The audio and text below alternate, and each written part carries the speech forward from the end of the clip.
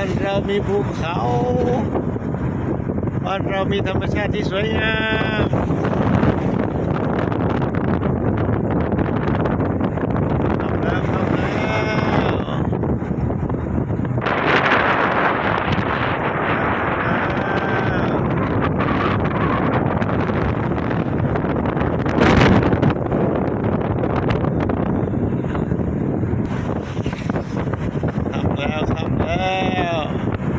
เข้าบ้านแล้ว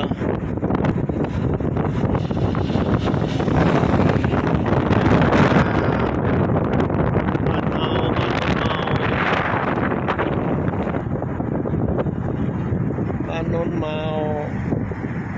สวยงาม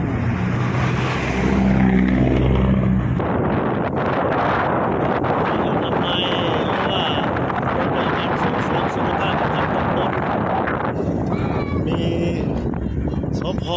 สถานีตำรวจภูธรบ้านโนนเมามีตลาดนัดไปชุมชนคนบ้านโนนเมาไป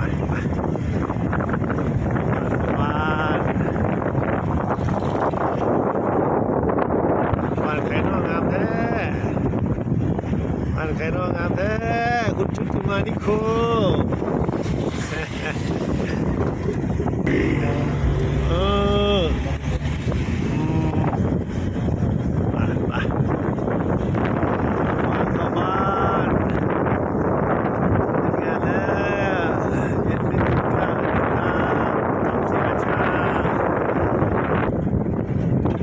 สวยงามบ้านเราสวยงาม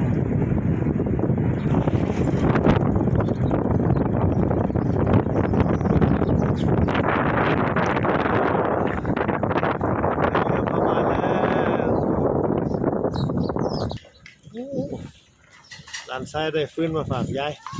เต็มคันรถเลยวะเครื่องหูก็ดีจังวะไปพี่คิมไปส่งน้อง